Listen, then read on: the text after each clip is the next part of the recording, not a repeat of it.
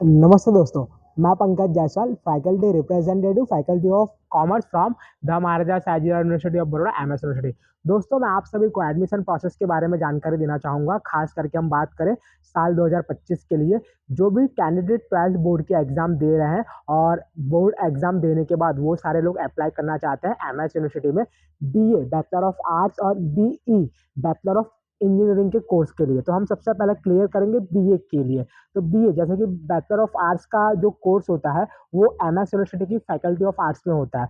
BA के अंदर काफ़ी सारे डिपार्टमेंट आते हैं और आपको उस डिपार्टमेंट में अप्लाई करना रहता है। जैसे कि BA with political science, BA with English, BA with history, BA with archaeology, BA with psychology, BA with sociology.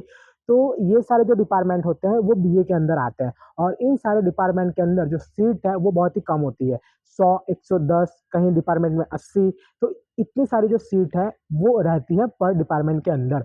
और बीए के अंदर जो एडमिशन है वो दिया जाता है परसेंटेज के बिहाफ पर। यस, 12th बोर्ड का आपका जो टोटल परसेंटेज होगा उसके बिहाफ पर आपको एडमिशन मिलेगा।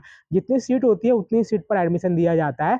और मैं आप सभी को बता दूं कि जो फर्स्ट प्रायोरिटी होती है वो वडोदरा सिटी के जो लोकल स्टूडेंट होते हैं उनको दिया जाता है यहाँ पर। जिसने भी 12th बोर्ड की एग्जाम वडोदरा सिटी या वडोदरा डिस्ट्रिक्ट से पास आउट की होगी उनको खास करके यहाँ पर जो प्रायोरिटी है वो एमएस यूनिवर्सिटी के द्वारा दी जाती है। तो ये था सिंपल बीए के एडमिशन प्रोसेस का जो इन्फॉर्मेशन मैंने आपको बताया। जो डिटेल्ड इन्फॉर्मेशन है वो आपको मिल जाएगा हमारे व्हाट्सएप चैनल में ऐड होने के बाद, जिसकी लिंक मैंने डिस्क्रिप्शन में मेंशन कर दी है। बात करेंगे हम बीई बैचलर ऑफ इंजीनियरिंग की। तो बैचलर ऑफ इंजीनियरिंग के अंदर भी काफ़ी सारे डिपार्टमेंट आते हैं, जैसे कि टेक्निकल है, मैकेनिकल है और भी अदरवाइज जो डिपार्टमेंट है कंप्यूटर है वो सब आते हैं। तो अगर आपको यहाँ पर अप्लाई करना है तो सबसे पहले आपको, अगर आप गुजरात स्टेट से बिलोंग करते हो, वडोदरा सिटी से बिलोंग करते हो, तो आपको गुजकेट की एग्जाम क्लियर करनी होगी।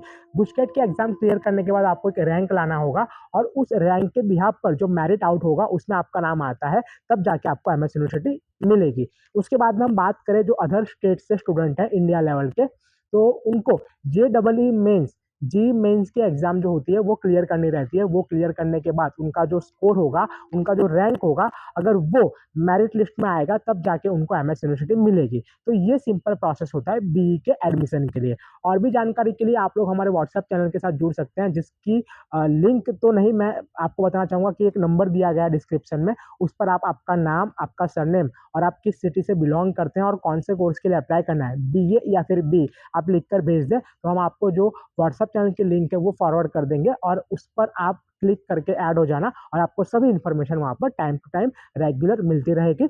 और इंस्टाग्राम का एक पेज है जिसका मैं नाम बता रहा हूँ, एफ आर पंकज जायसवाल। जी हाँ, जिस चैनल पे आप ये वीडियो देख रहे हो उसी के नाम से इंस्टाग्राम पर पेज है, उसको अगर आप फॉलो कर लोगे तो रेगुलर अपडेट आपको वहाँ पर भी मिल जाएगी। नमस्ते।